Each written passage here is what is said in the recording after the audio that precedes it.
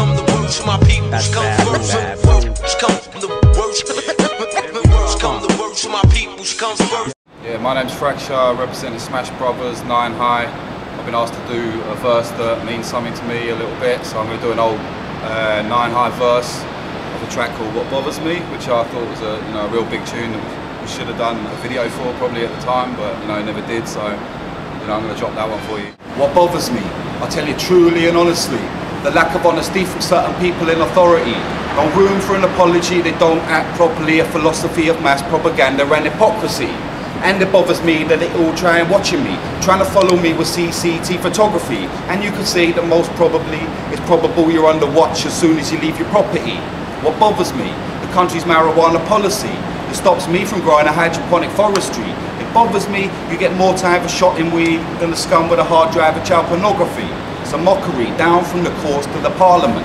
No one believes them now, like I read disarmament. So as long as there's a monopoly of power and authority in this Great Britain trust, there'll be things that bother me. Welcome to Liquid Lyrics. We're here with Fraksha today. You were raised in Slough, grew up in Slough in England. You came to Australia in 2006.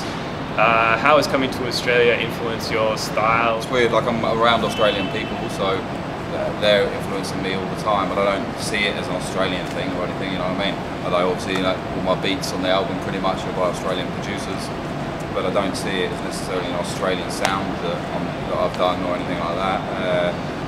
I've just done what I've always felt like doing, and and I work with some Australians, I work with some English people, I work with whoever's good, whoever I feel, you know what I mean? So, and whatever comes out is a mishmash of all those different influences.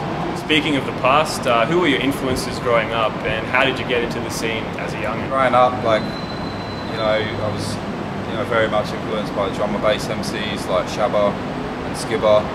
I used to go out raving to them guys all the time.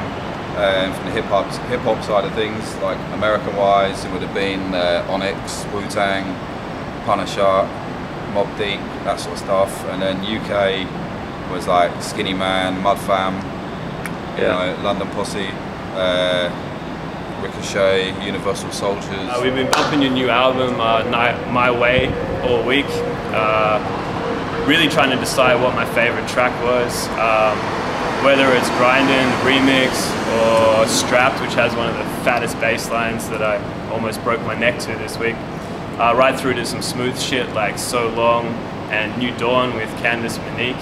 But I think my favourite track of the album is also a fan favourite, Future, with Brad Strad, Diem, and Byron.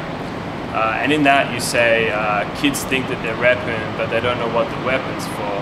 I rep mainly for myself, and my friends and my family, and for people that appreciate real proper stuff, whether no matter what that is, whether that's in rap, in beats, in graffiti, just not shit stuff, not plastic, artificial, McDonald's takeaway, artificial stuff. Bubblegum rap. Yeah, and I represent for those people that want to hear that proper stuff and don't want to be force-fed some bullshit, basically. Speaking of the future, it's kind of grimly portrayed in that track.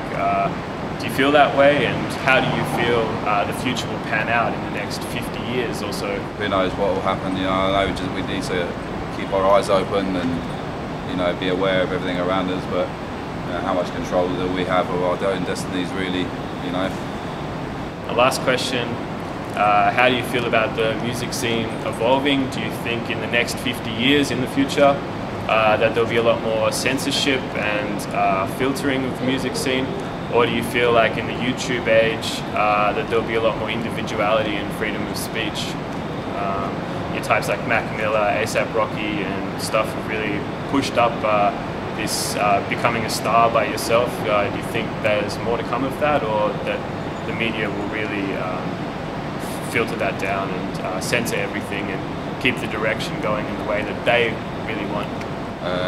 Musically, again, it's so hard to say. Who would have said, in '94 that you'd have something like Grime come up like 10 years later? You never know what's going to come about.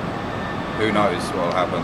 Who knows where the next type of music will come from, or what different transformations music will go through.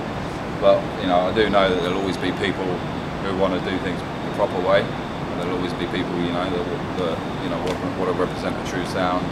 You know, however you want to interpret what that means. We all know what I really mean. You know, but I think Australia will be interesting over the next 10-15 years. We'll see a lot of different influences coming in. You know, as you know, it becomes even more of a multicultural, you know, society, and I think it'll be, you know, it's going to be really good. BK Uptown.